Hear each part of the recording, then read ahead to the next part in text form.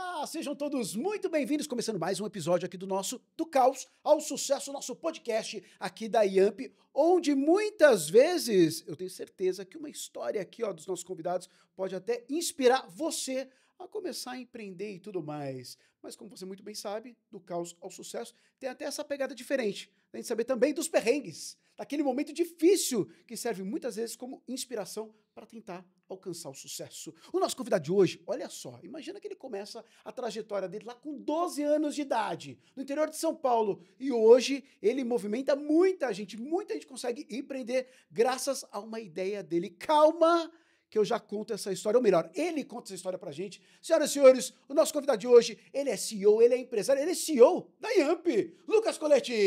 Opa, tudo bom, Lucas? tudo Seja jóia, bem-vindo, Luciano. cara. Obrigado. Muito legal ter você com a gente aqui hoje, porque quando a gente fala, e quando vocês da Yamp decidiram fazer esse podcast, e quando me apresentaram a ideia, eu falei assim, nossa, tá aí um podcast diferente, porque a gente fala também de perrengue, a gente fala de caos, e aqui a gente sempre começa falando do perrengue, do caos. Lucas, bem-vindo, seja bem-vindo, mas vamos lá, já vou te perguntar, por que o caos é importante, antes de você contar pra gente um grande caos da sua vida? Cara, eu acho que, obviamente, o aprendizado que é gerado, né, em cima de um caos, ele é muito valioso, né, para a vida. Você cria aquela casca ao longo da sua jornada e para não acontecer de novo, né? Geralmente algum erro que a gente acaba cometendo nessa jornada empreendedora ou de vida mesmo. E acho que os ensinamentos eles são sempre muito E é relevantes. inevitável também acontecer esses altos e baixos, né? Tem que acontecer, né? E muita gente às vezes acaba evitando ou fugindo, né, desse problema, ou não querendo encarar o problema de fato, mas ele é super importante e tá tudo bem. O Lucas começou a programar com 12 anos de idade, mas calma que ele já conta essa história. Antes de mais nada, Lucas Colete, qual foi o grande caos da sua vida? Ou então aquele caos que você vê como, nossa, aquele período foi difícil, quase desisti, mas resolvi seguir em frente. Cara, tiveram alguns, um que assim que foi muito marcante, foi logo no comecinho da Yamp ali, como plataforma de e-commerce. Lá em Bitinga, tínhamos 3 clientes na época. Para mim ali já era uma baita de uma responsabilidade, né? E aí teve como eu ainda colocava muita mão na massa nessa época, era eu mais 3 pessoas na Yamp nessa época. Acho que foi por volta ali de 2017, 2016. E aí teve um determinado momento lá que eu decidi fazer uma alteração no sistema, né, da plataforma, que basicamente essa alteração ela faria ali uma limpeza de dados durante um período específico. Só que eu não me atentei que essa limpeza ela afetaria todas as fotos dos nossos clientes, dos produtos dos nossos clientes. Então, assim, apesar de serem poucos clientes, 3, mas cada cliente tinha um cadastro muito grande de produto, um volume muito grande e, consequentemente, um volume muito grande de fotos. Pois bem, né, eu fiz essa alteração no sistema e aí fui achando que eu tinha feito um baita de um trabalho ali, né, para otimizar uma série de coisas. E dormi, acordei no dia seguinte. O espaço entre o enter ali, ó, enter, É. dormir, acordar e ver a consequência. Aí eu tomava café da manhã fora todos os dias, né, numa padaria específica lá de Bitinga. E eu tava lá tomando café e eu comecei a receber uma mensagem: olha, as fotos aqui do site estão com problema, não estão carregando. Eu falei, ué, mas será que eu Estranho. fiz alguma Ontem eu mexi coisa? lá no negócio e hoje parece que. E aí, Meu depois Deus. de ler ali rapidamente, eu já meio que entendi o que aconteceu, né? De fato, eu ativei um fluxo ali que eu havia entendido que era uma coisa, mas no final ali fez outra coisa, que de fato apagou todos as imagens, todos os arquivos de fotos dos clientes. Eu imagino o desespero daquele momento, né? Falei, putz, ferrou, né? Então a primeira coisa que eu fiz nesse caso foi entender o tamanho do problema, que eu já tinha uma ideia que era um problemão, porque todos os sites estavam sem imagens de fotos, né, de produtos, e isso o cliente comprador ali não vê a foto do produto que ele está comprando, Uhum. ele não vai comprar. Então foi um dia sem vendas praticamente, né? E aí eu chamei a galera lá, falei, galera, vamos ter que fazer uma força-tarefa aqui da gente cadastrar as fotos manualmente de todos os produtos. Nossa. Imagino que não eram 10 produtos, né? Não, Imagino eram que. milhares de produtos e a primeira coisa que eu fiz foi entrar em contato com esses 3 clientes na época e pedir o CD com as fotos. E como eram clientes locais, eu peguei o Deu pra carro, ir, né?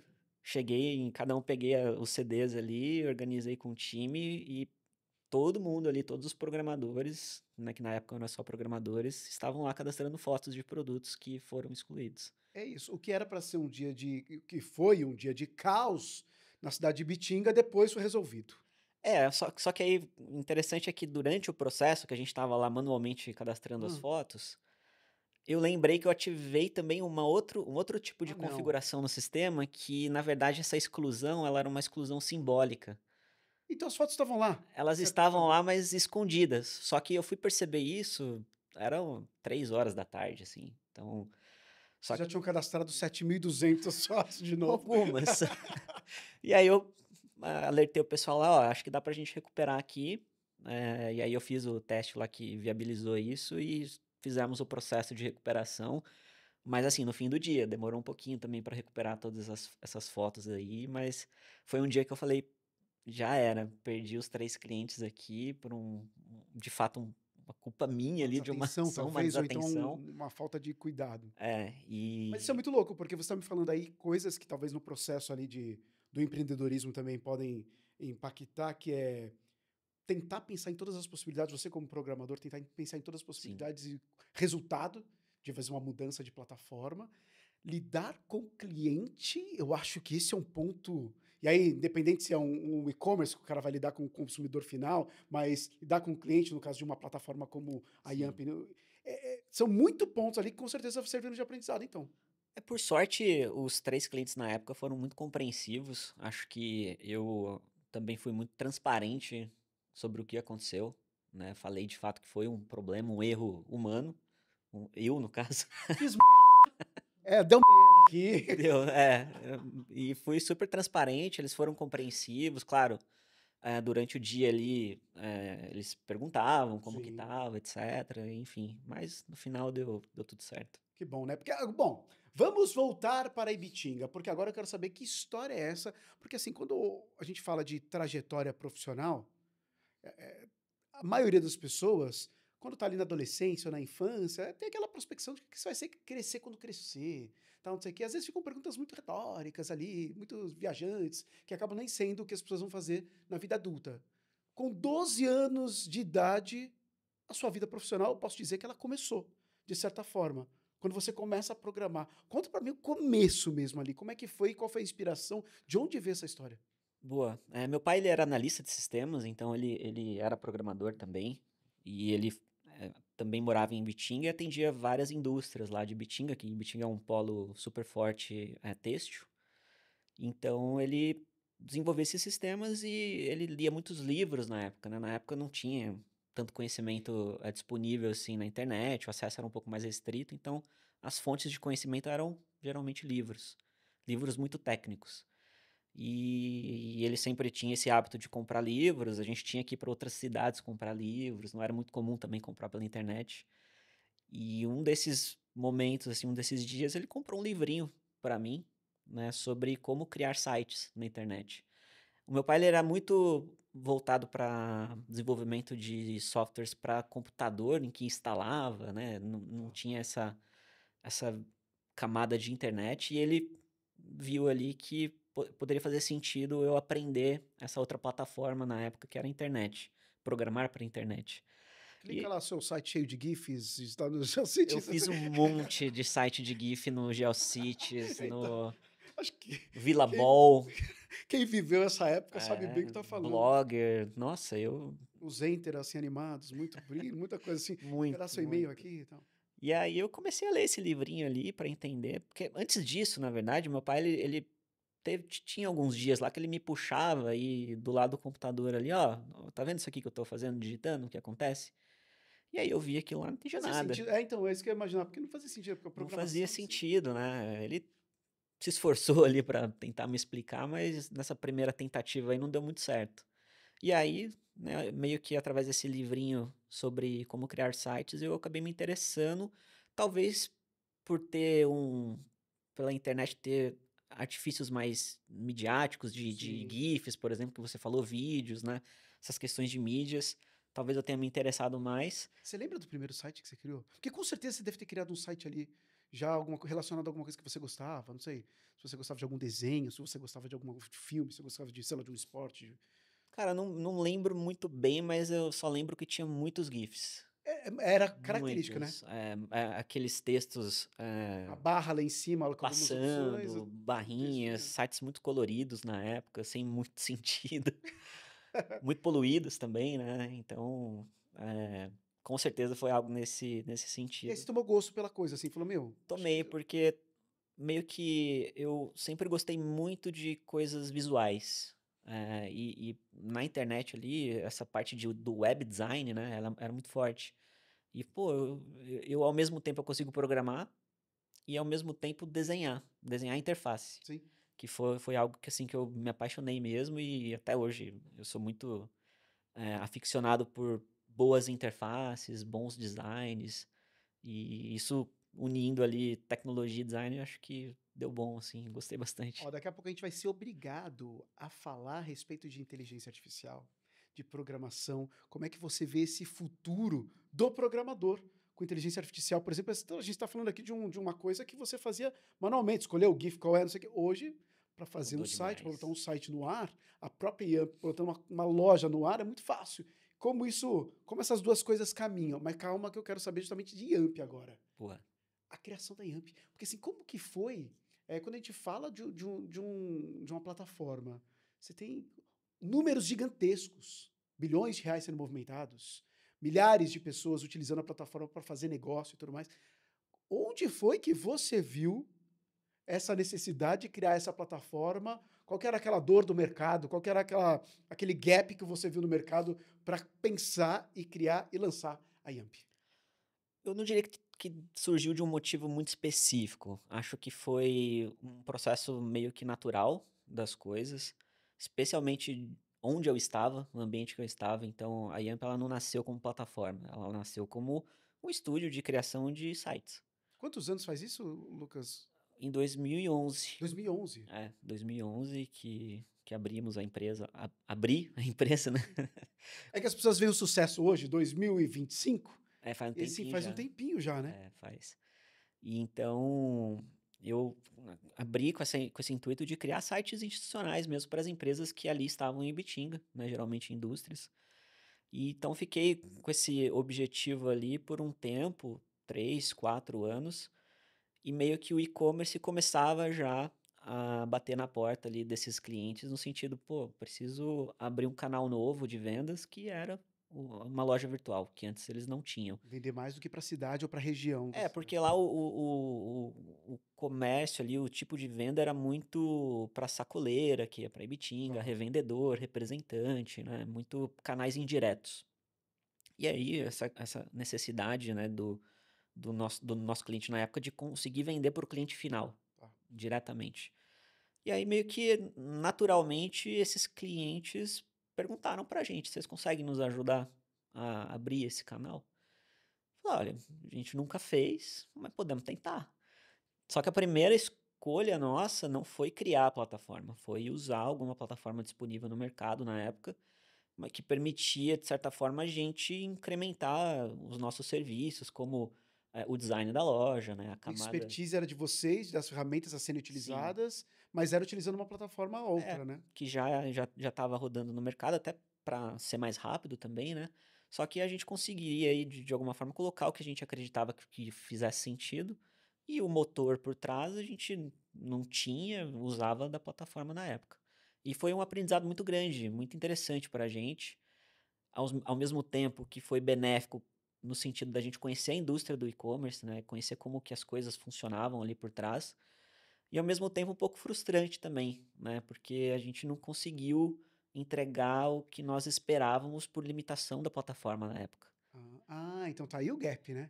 Então Tá meio que o foi gap uma, aí. foi a dor, né? Essa dor da gente, pô, não conseguimos personalizar a loja da forma que a gente gostaria aqui.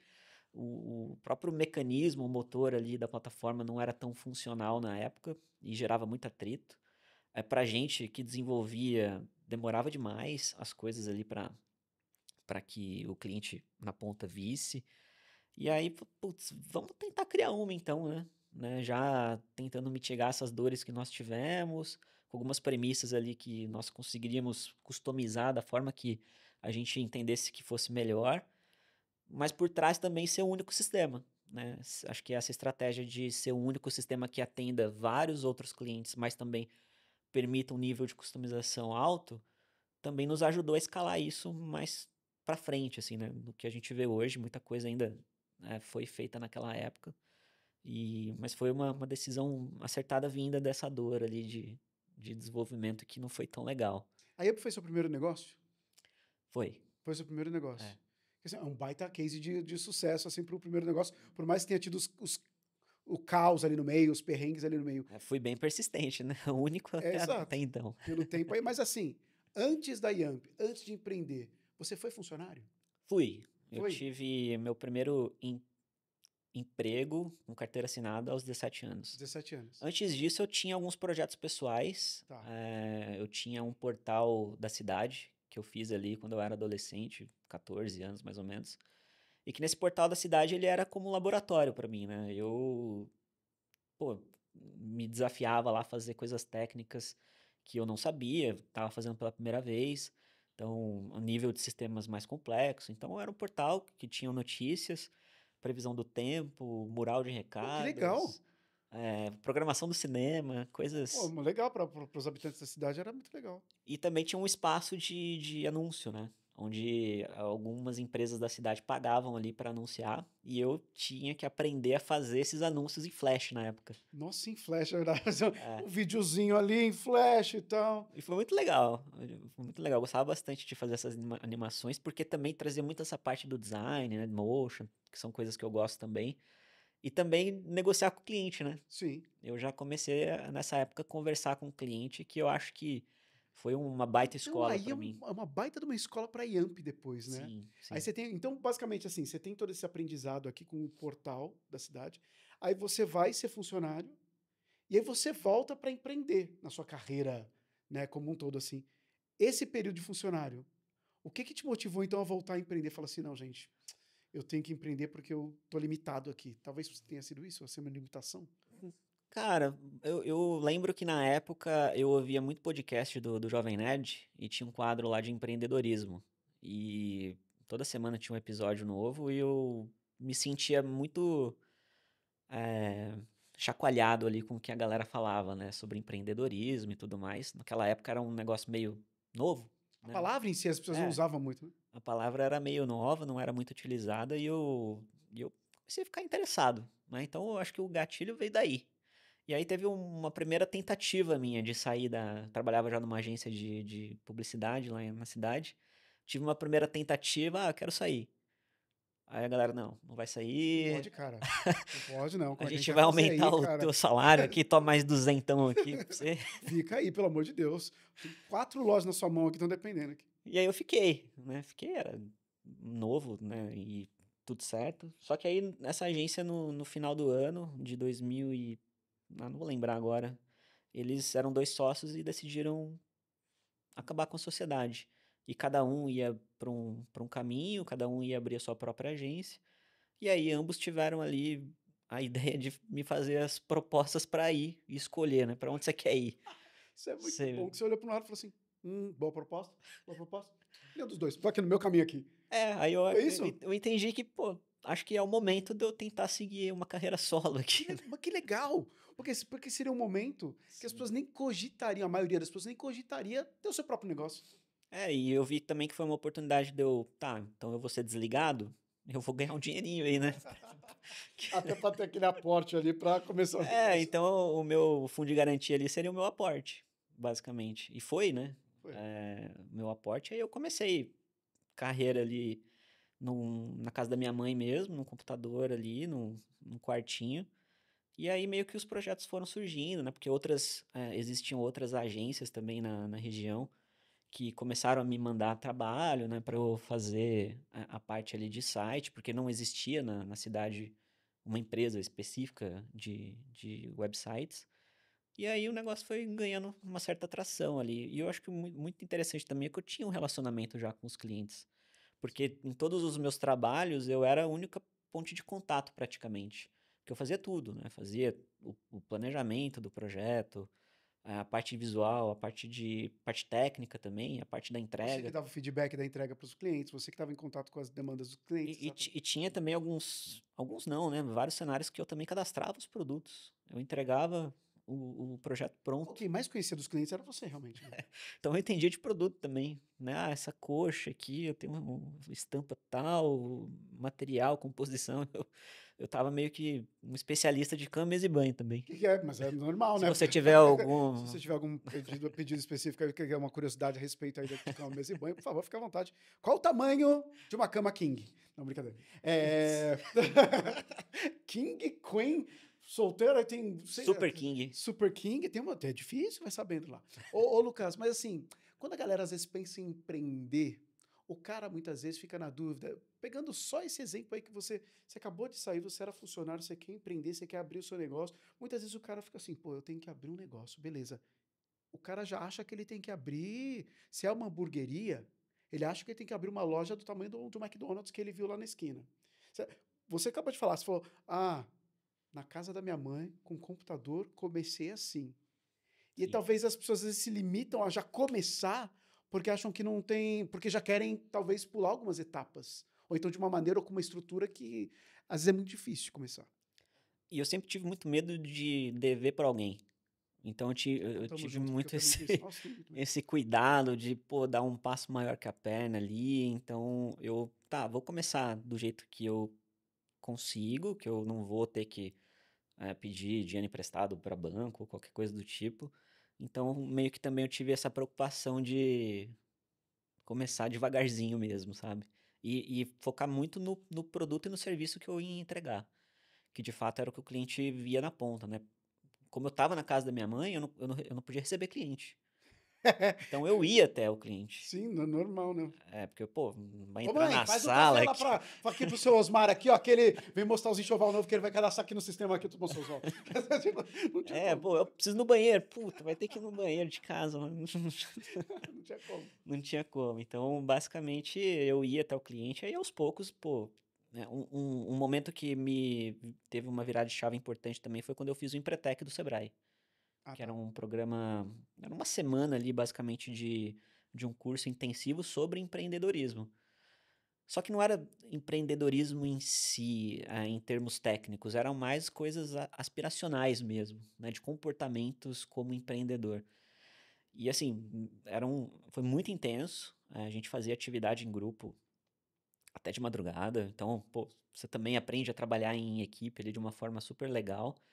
E quando acabou o curso, a primeira coisa que eu fiz foi arrumar um lugar para eu me mudar, né? Para eu mudar o Tá. escritório, porque, puta, não dá mais para eu ficar em casa recebendo cliente ali, porque alguns clientes já iam, já tinha feito até uma portinha ali para dar uma disfarçada, para que ele não pudesse entrar em casa. Mas foi um momento muito, muito importante ali, tomar essa decisão de sair e, consequentemente, eu ter que investir também nesse local físico, né, na época. Mas Hoje as pessoas usam cowork, hoje as pessoas têm algumas opções para isso, né? sim, sim, sim. Mas que deve facilitar bastante, talvez, nesse começo, né? Quando as pessoas não Sim, têm é muito. uma alternativa interessante para você não deslocar tanto orçamento ali para um espaço físico, no O caso, que né? que separa, não vou falar de fracasso, mas aqueles negócios que dão certo, você acha que é insistência? Você acha que é ser tipo, não é cair no primeiro obstáculo, no primeiro desafio ali, por exemplo? Porque você já me deu vários motivos aqui para que eu vejo que muita gente já desistiria. Pô, não tem lugar para isso. Então beleza, vou. Eu acho que o primeiro ponto é acreditar no que você está fazendo ali de serviço para o teu cliente de produto, né? Acho que ter esse contato próximo com o cliente também é super importante para que o cliente passe para você alguns feedbacks e eventualmente mudanças de caminho que você tem que aplicar e com certeza ser insistente, né? Se você acredita, pô, não é um problema, um erro que vai colocar tudo por água abaixo, assim. Então eu acredito que o empreendedor ele tem que ser persistente até assim, no limite, sabe? Ô, Lucas, você falou um negócio aqui que tá aqui, ó, batendo na minha cabeça. Eu falei assim, nossa, a gente é parecido nisso. Mas a gente, com o decorrer da vida, a gente tem que aprender a lidar com isso. Eu não tô falando de dívida. Não é questão da dívida em si. mas é saber trabalhar financeiramente para você conseguir crescer, para você conseguir talvez dar um passo a mais, você às vezes por não ter o capital, às vezes por não ter aquela possibilidade imediata, mas com algum capital, com algum planejamento, você conseguir ter esse capital, ou então adquirir esse capital, seja com investidor, seja com algo do tipo, e fazer o negócio crescer. Você consegue ver uma evolução sua como pessoa também, até nessa questão do tipo, eu não gosto de dever, mas não tratando como dívida, tratando talvez como investimento, como planejamento financeiro para fazer a IAMP, por exemplo, chegar nesse momento, você em algum momento teve que lidar com esse tipo de situação. Eu acho que hoje tá muito mais maduro, assim, quando eu olho especificamente a questão do capital, né, no sentido de, ok, vou investir ao longo do tempo, isso vai me trazer um retorno, e também várias fontes de capitais, seja externo, né, que você acaba também aprendendo, né, por que que existe o crédito e como você pode se apropriar dele para, eventualmente, investir em pesquisa, desenvolvimento dentro da empresa, que isso vai dar um retorno a X tempo. Só que essa visão ela é muito mais recente, minha, né, 2, 3 anos para cá. Eu sou uma pessoa que se preocupava demais em ter caixa própria, nunca tivemos investimento, então assim, tudo que era gerado e ficava lá, eu deixava lá. Eu, difícil, era assim, Cara, a gente é muito parecido, casos cara. muito raros. Se vai que acontece alguma. Eu não nunca É isso. tive, assim, nunca tive. Hoje eu tenho, né? Mas a maior parte do tempo eu não tive Prolabore. Tá. Eu deixava lá no caixa da empresa e eu tinha um capital pessoal que eu acabei. Ele acabou pagando minhas contas básicas ali para de fato o que eu precisava comer, etc. Mas eu tive uma preocupação que sempre eu tinha, é assim, se der tudo errado, eu vou ter grana para pagar a galera. Honrar Então assim, o que eu seus tenho compromissos. aqui, eu tenho tempo de vida por, sei lá, 12 meses, um exemplo. Então eu sempre trabalhava com essa margem para que Uma margem de segurança ali. em última instância eu consiga honrar todos os compromissos aqui financeiros e saia bem. Então eu sempre tive essa pira aí. É isso. Vamos para o nosso primeiro quadro? Vamos para o nosso primeiro quadro. Qual foi a virada de chave? Virada de chave é o nosso quadro aqui no podcast. E a gente sempre fala de, aqui engatilhou, aquele momento, o turning point. O momento que você falou, mãe, lembra, né? Começou aqui. Mas, ó, agora onde está a Yamp? Cara, foi em 2019, onde a gente acabou entrando no mercado de dropshipping, que, enfim, é um mercado que os clientes basicamente não têm estoque de produto. Já tínhamos a plataforma na época, só que o nosso modelo era uma plataforma que o cara para entrar, ele tinha que assinar contrato, tinha que fazer um projeto, a gente cobrava para que esse cliente novo entrasse e tudo mais. É bem diferente do modelo self-service que a gente tem hoje. E aí a gente viu, né, por conta de um movimento de mercado, muita gente querendo entrar na Yamp. Só que, pô, éramos em 10 pessoas, a gente tinha esse processo um pouquinho mais engessado para entrar, né?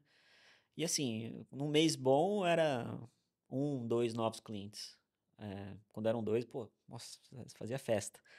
E aí a gente viu cerca de 100, 150, 200 clientes querendo entrar por dia, Nossa, um salto absurdo. querendo utilizar as nossas soluções. E aí Demanda. demanda absurda, né? E aí eu tinha duas escolhas, ou eu deixava essa galera sem resposta, ou falava não pra eles, ou trazia todo mundo pra dentro. E aí você foi louco o suficiente para trazer todo Aí mundo eu pra dentro. fui. Como fazer isso? Imagina o time lá. Não, você não fez isso. Então, aqui, ó, gente, tá aqui, ó, 100 a mais pra gente. Mas, Lucas, a gente tem uma cartela aqui, a gente tem 30 Não, clientes. e o problema, né, é que a gente não tinha uma estrutura preparada para lidar com tanta gente usando a plataforma.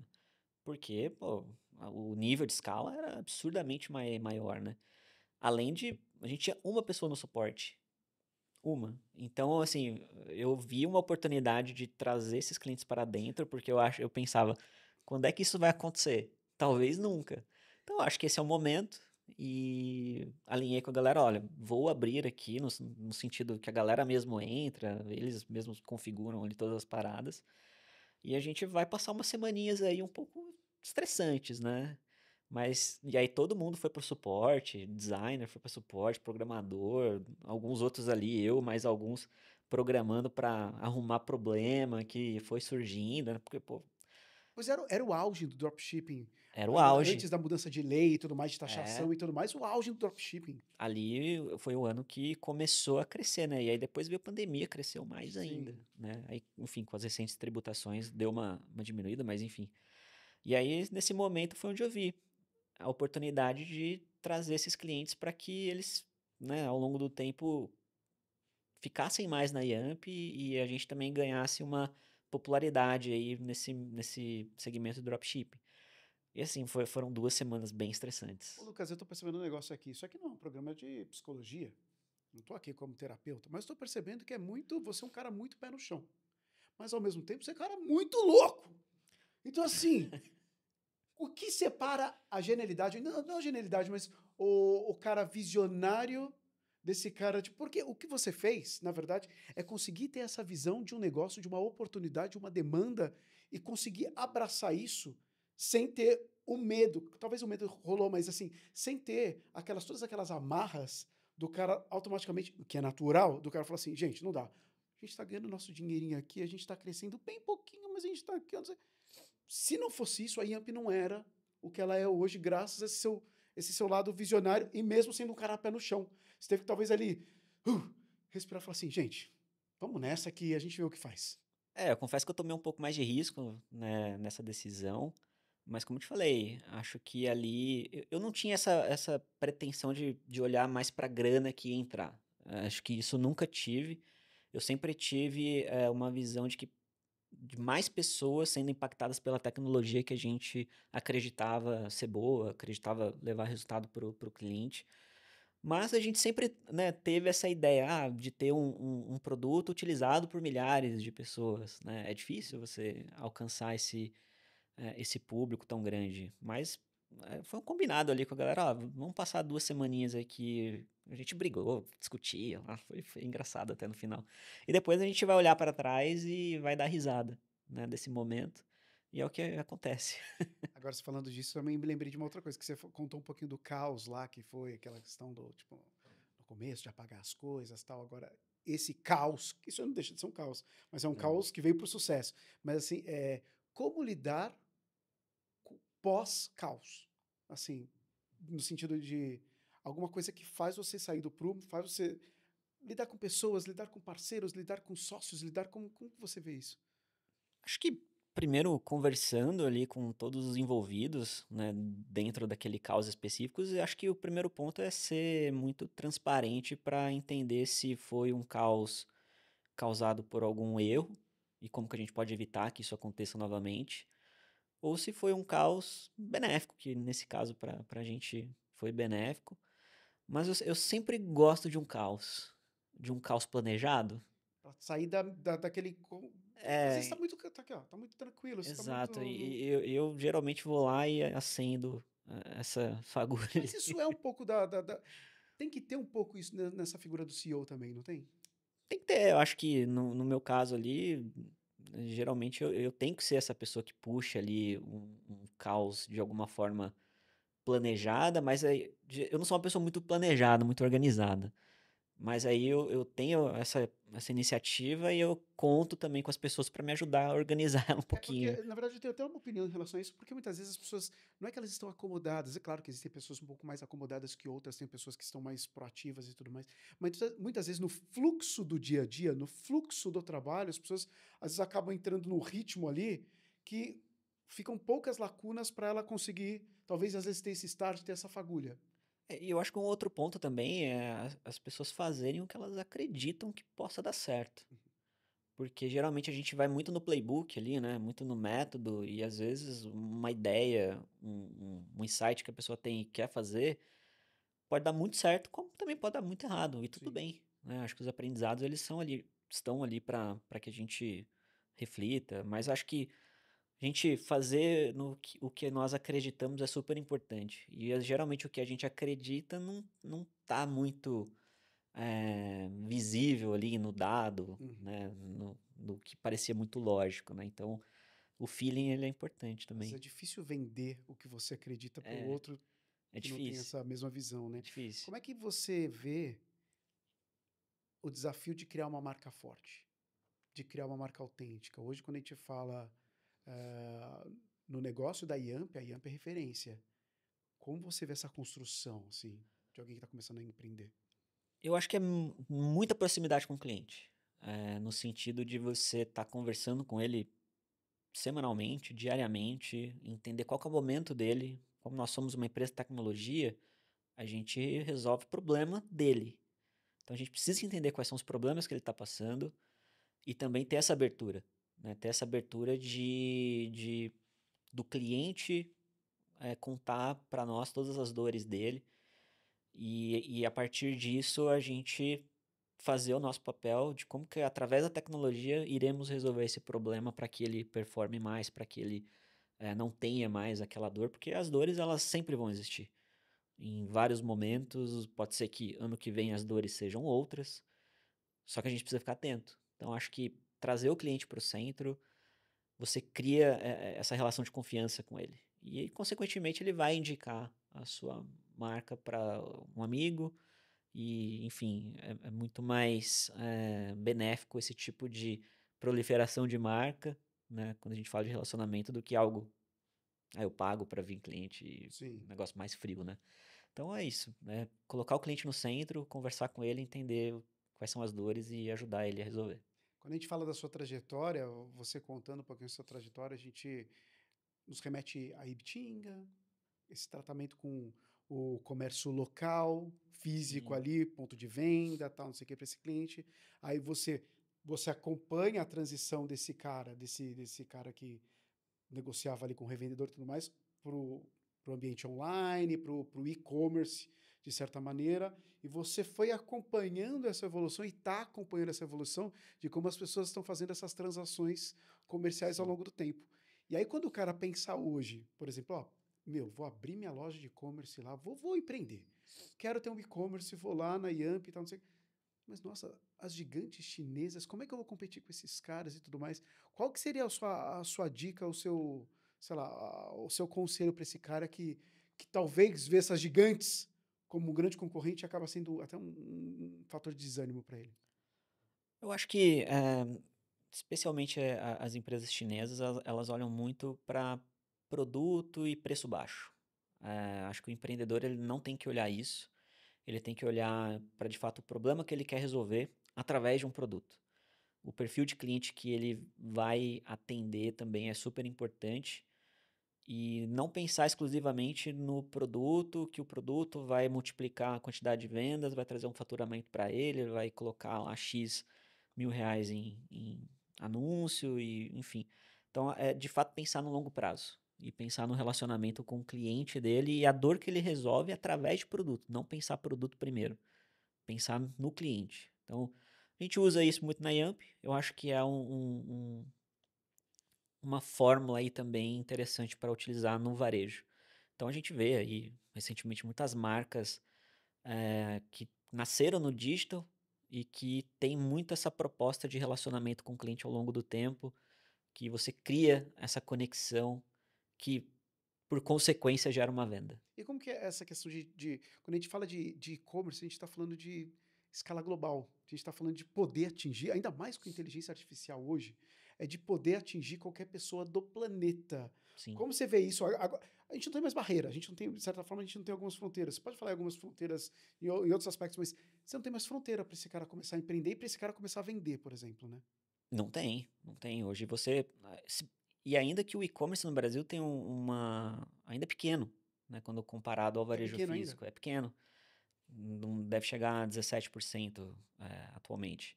E quando compara com Estados Unidos, China, é menor. Então, acho que, primeiro ponto, tem muita oportunidade de você empreender em e-commerce aqui no Brasil, porque a tendência é crescer, porque você tem muito espaço. E, claro, globalmente, hoje, através da tecnologia, questões logísticas também, você também consegue alcançar outros novos mercados. É mais difícil. É mais difícil você começar a querer vender globalmente, né? Então, para quem está começando, acho que eu começaria Brasil, porque tem uma oportunidade interessante aqui e também uma tendência de crescimento e você aprende como funcionam ali as coisas básicas do e-commerce. E quem sabe outros países lá na América Latina, Estados Unidos é um pouco mais complexo, né? Porque você tem uma competitividade lá muito alta. Então acho que a América Latina é uma região muito interessante para olhar. O cara quer. Agora eu vou ter minha loja. Qual que você acha que é o grande desafio dele? Qual que é o maior desafio? O que ele tem que ficar ligado, ou então prestar um pouco mais de atenção nesse ponto, que talvez seja o ponto onde você até consiga perceber de vários clientes, ou então de amigos que tiveram uma trajetória, que foi ali que foi o momento crucial para ele ter dado certo ou não. Primeiro é a definição de público, para quem que é o teu produto. Tá?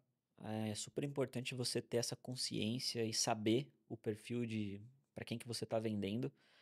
E também um desafio muito grande, quem está começando, é levar esse público até a sua loja. Porque não é você abrir uma loja e pronto, você vai começar a vender. Não, as pessoas precisam conhecer, precisam saber qual que é o diferencial que você oferece ali através do seu produto. Então, vai exigir um certo investimento para que você leve esse tráfego, esses públicos para a tua loja. Existem formas mais orgânicas que o pessoal acaba fazendo, exemplo, influenciadores, que principalmente aqueles que estão começando, geralmente eles não cobram, eles fazem uma permuta. Então é uma estratégia interessante ali, com um custo relativamente baixo, para que você leve pessoas até a sua loja. Claro, falo de influenciadores aqui, mas tem que ter muita relação também a audiência desse influenciador com o produto que você tem, senão Claro. não faz muito sentido. Mas eu diria que esses são os principais desafios: levar a gente para a loja e entender quem é o cliente. Já tá nascendo um produto sensacional, incrível, só que ninguém conhecia ou sabia desse Ou produto, ninguém né? quer, né? É, exatamente. Ô, Lucas, vamos falar de inteligência artificial. Primeiro, questão pessoal. Quanto você se considera hoje um usuário de inteligência artificial? Cara, eu uso todo dia. Você usa todo dia? Todo dia. Todo dia. Que É, tipo de uso você faz? Porque assim, quer queira, quer não, por mais que exista o trabalho, tem a IAMP, tem um monte no dia a dia a gente acaba usando também para outras coisas, seja para sim. melhor jeito de tirar um parafuso que emperrou, a gente acaba utilizando. Tem gente que usa mais, tem gente que usa mais, ok, mas tem gente que usa para praticamente tudo. Cara, eu uso pra tudo. Qualquer tipo de dúvida que eu tenha, eu primeiro vou no chat GPT perguntar pra ele de diversos temas aleatórios. Eu gosto também de utilizar para programar. Eu ainda programo um pouco. Voltamos então. Você lembra lá no comecinho desse podcast, desse episódio? Falei, mas a programação, inteligência artificial, vai acabar o programador. Ó, o programador acabou, esquece a história de programação. Vai acabar essa profissão? Cara, eu não diria que vai acabar, mas eu acho que vão surgir mais. Na verdade, eu acredito que o programador especialista ele precisa se tornar mais generalista. Às vezes um programador que é específico num cenário ali, numa linguagem. Tá, a AI hoje faz o que ele faz, basicamente. Então, o interessante é que esse desenvolvedor, esse engenheiro, ele tem um conhecimento mais 360, né, das tecnologias, não só daquele escopo, e muito também do negócio. Ele entendeu o negócio, entendeu o problema que está sendo resolvido e ele conseguir conectar essas áreas técnicas, né, todas essas ferramentas que ele tem para no final resolver o problema. Então, de fato, tem mudado e eu acho que hoje, vendo assim na prática, é onde mais impactou, pelo menos ali pra gente, essa questão da eficiência da inteligência artificial no mundo da programação. De fato, está sendo algo muito disruptivo. Eu fico brincando que assim, é como se você tivesse lá, ó, um paredão lá com todas as profissões, todos os especialistas do mundo. Se Sim, você não souber qual você chamar para te ajudar, não vai ter muita utilidade. Se você ter um problema mecânico, se chamar um engenheiro elétrico, talvez a coisa você tem que chamar um engenheiro mecânico. Talvez é mais ou menos isso o uso da inteligência artificial hoje. Mas você está programando, você está. O que mais está fazendo com eu, inteligência eu tenho artificial? um perfil lá de agente que eu denominei eu. Bom, bom, Eu versão CEO. versão assim, Então eu coloquei lá todo o meu. eh, eu tenho uma blueprint, né, que o pessoal chama, que é como se fosse uma planta base de como eu funciono. Então, eu tenho lá todas as minhas características, geralmente como que eu atuo, minha forma de escrever, então eu embedei lá. Coloquei também todo o contexto de AMP para ela, então ela me ajuda a tomar algumas decisões ou ter uma visão um pouco mais ampla de um determinado problema, de uma tomada de decisão que eu preciso fazer ali no meu papel de CEO. E tem funcionado bem até. Para mim também. Tipo assim, nossa, minha vida mudou com a inteligência É. artificial. Como que você vê, então, o seu negócio? Você como CEO da Yamp, criador da Yamp, como você vê a Yamp convivendo, ou então, tentando absorver, ou então, cada vez mais com a inteligência artificial? Primeiro ponto, assim, né, que a gente discute bastante lá é ser reflexivo e questionar se de fato é uma inteligência artificial que tem que resolver esse problema. Para a gente não ficar muito empolgado, né, com esse tema e no final a AI ali poderia ser substituída por um botão. Então eu vejo muita Porque isso pode solução. acontecer, porque tem muitos negócios Pode. utilizando, às vezes, a inteligência artificial mais como marketing do que realmente resolvendo problemas. Ou você entra numa epifania de AI ali que tudo é AI. Uhum. E você se perde, gasta tempo e deixa uma solução muito complexa. Então a gente tem que ser muito pé no chão também para entender se aquele escopo, aquele problema a ser resolvido com AI vai de fato entregar valor para o cliente final. No caso de e-commerce, plataforma, acho que o que a gente entende ali, que é, pelo menos é o caminho que a gente está seguindo, como que a gente utiliza AI para dar resultado para o nosso cliente.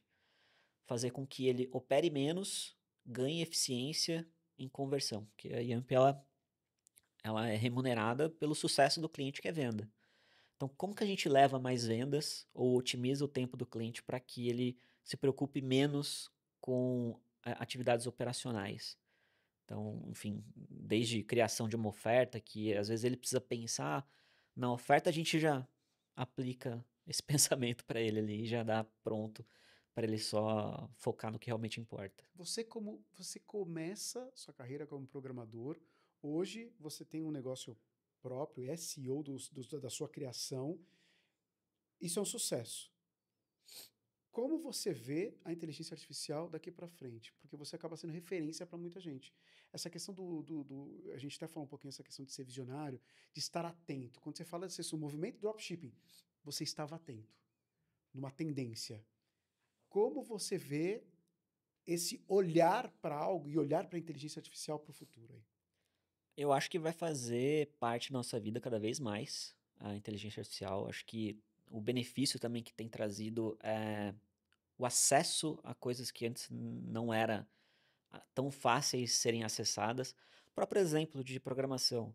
Você era muito dependente de um programador para fazer algumas coisas. Uhum. Hoje, pessoas de outros departamentos conseguem subir um aplicativo, por mais simples que seja, para eventualmente validar uma hipótese, através de um chat GPT, de um, enfim, cloud, uma série de modelos que a gente tem aí. Então eu vejo com muito bons olhos a inteligência artificial fazer cada vez mais parte do nosso dia a dia. Em diversos segmentos e diversas indústrias, acho que o conhecimento ele está muito mais acessível. E você acha imprescindível o cara que está começando a empreender, não somente o cara que está começando a empreender, mas o cara que está mudando, sei lá, está mudando de carreira agora, mudando o foco da carreira, ele saber e tentar conviver de maneira interessante com a IA? Sim, tem que ter. Tem que ter esse apetite, tem que testar, aprofundar, saber como que funciona e trazer para o dia a dia. E até acho que os critérios de contratação já estão mudando, né? Principalmente nas empresas de tecnologia, as empresas já estão exigindo conhecimento de AI aplicada. Então, se você não tem a pessoa que sabe mexer com isso, ela vai estar na sua frente. Qual que é o maior desafio para lidar com o AI? Por exemplo, o que você acha que, tipo, que é o grande, talvez o grande desafio para as pessoas? Porque as pessoas automaticamente, ou então a grande discussão no momento é quais profissões deixarão de existir. Mas às vezes não o problema, mas às vezes esquecem de olhar o outro lado, o quanto de coisa legal, de possibilidades ela traz também. Eu acho que tem uma questão de ego aí. Por que que eu vou fazer através de AI algo que eu estudei durante a minha Concordo, vida concordo. inteira? Vou jogar fora tudo que eu estudei, é basicamente isso. Eu acho que não. Acho que veio justamente para agilizar o tempo, otimizar o tempo e você utilizar desse seu conhecimento para agregar ali a sua interação com o AI. Então eu vejo que a galera fica um pouco mais, fica bem receosa nessa, por que que eu vou usar AI? Eu faço aqui muito melhor. Acho que não faz, não. Não, mas... Vamos para mais um quadro aqui. A gente até tem esse carrinho, que é justamente o nosso Bota no Carrinho. Boa. Que é basicamente aquele momento que a gente separa aqui do podcast, do episódio, que é justamente para você colocar no carrinho algo que foi essencial, algo que foi... Pode ser um livro, pode ser uma música, pode ser uma passagem, um momento, um episódio da sua vida, algo do tipo que vá servir de inspiração, então que você vê como algo importante até para as pessoas que estão passando pelo mesmo que você. Cara, acho que o mais recente, assim, que me marcou um episódio, eu sou um péssimo leitor, não gosto de ler livros, mas ano passado eu tomei uma decisão na Yamp bem dura, assim, né, de mudar completamente a forma que a gente trabalhava, porque a gente estava num processo muito burocrático para fazer as coisas, muito lento, as tomadas de decisões eram muito demoradas, estava sendo muito moroso fazer coisas que antes a gente tinha muito mais agilidade. E, enfim, não estou dizendo que ter processos é ruim, né? Mas eu acho que o excesso deles estava atrapalhando bastante a gente. Então, fiz uma decisão de mudar bastante coisa ali em termos de como que a gente trabalhava. E, por coincidência, semanas depois, veio um texto do fundador do Airbnb, né? Que ele titulou como Founder Mode, em que basicamente o texto que estava lá eram os sentimentos que eu estava tendo na época. De que o fundador, ele, né, geralmente quando ele se distancia da companhia, ele perde a mão, a companhia perde ali o sentido de aquele DNA, né, que tinha no começo, e que é normal, né, você vai colocando pessoas ali para administrarem, né, que tem visões diferentes, que não tem, às vezes, uma forma de trabalhar que seja igual à minha, por exemplo. E aquele texto, ele serviu como um tipo de um alívio para mim, no sentido de, tá, ok, eu não estou sozinho, não é algo que só eu estou sentindo. E por sorte esse texto veio depois, né? Se tivesse vindo antes, o Lucas lá viu o texto e tomou uma decisão lá por coisa que ele nem sabe. Ainda bem, ainda bem. Lucas, para quem está pensando em abrir seu negócio, para quem está pensando em utilizar uma plataforma como a Yamp, o que você tem a dizer? Como é que você pode definir a Yamp hoje? E até em relação ao mercado, falando de números e tudo mais, porque são números gigantescos já. Acho que o primeiro ponto é uma plataforma super acessível, que o nosso cliente ele não precisa ter um capital para investir. No nosso plano de entrada, o plano gratuito, ele só paga se de fato ele vender. E, consequentemente, nós somos uma plataforma que se preocupa em levar resultado para o cliente, que é venda. Então, tudo que nós fazemos lá é com esse objetivo. Então, de fato, são ferramentas poderosas que vão trazer mais resultado para o cliente. E conversão, a gente olha muito para conversão, estratégias para que o nosso cliente perca menos vendas possível. E esse é o nosso DNA lá, né? Como produto, como diferencial, de fato, uma plataforma que olha para resultado. Tô lembrando aqui, eram 3 clientes quando você resolve... Eram 3 clientes, 3 lojas. 3 lojas. 3 Hoje lojas. mais de 170 mil. Como é que você avalia, então, essa trajetória até aqui? Mesmo porque você ainda é jovem, a Yamp ainda é jovem. Daquele momento onde você decide não aceitar nenhuma proposta aqui, nem outra, mas criar a Yamp. Cara, às vezes é até meio inacreditável para mim, assim, né? Mas, assim, pô, fico muito feliz pelo tanto de pessoas que a gente consegue impactar ali todos os dias. É uma responsabilidade muito grande, né? Tanto do ponto de vista para o nosso cliente, como também para o cliente dele que está comprando. Mas que, pô, a gente sempre acreditou em entregar um bom produto, um bom software, ali, um bom sistema. Então sempre foi isso. E que bom que os clientes acreditaram e continuam acreditando. E é isso, eu fico muito satisfeito, muito feliz. É isso, quando o trabalho é bem feito, tem aí. Sim, sim. 170 mil e, ó, o número só crescendo da Yamp. Parabéns pela trajetória, Obrigado. pelo sucesso. Como eu falei, é só o começo ainda da Yamp. E é só o começo desse podcast com o nosso convidado. Você vai ter que voltar alguma hora, né? Vai ter que voltar. Se você me chamar, eu volto. Lógico que vai voltar. Senhoras e senhores, nosso convidado de hoje, o CEO da Yamp, ele, Lucas Coletti, com a gente. Obrigado, viu, Lucas? Obrigado, Luciano. Valeu. Tamo junto. E é isso. Você viu só que inspirador? O negócio às vezes começa pequenininho, às vezes você nem tem aquele capital, mas pode começar e pode dar muito certo. E claro que para começar e dar muito certo, você tem a ajuda da Yamp. Vai lá, olha, dá uma pesquisada, quem sabe você não está com a sua loja vendendo e tudo mais. Esse é o nosso podcast do caos ao sucesso da Yamp. E ó, te vejo no próximo episódio.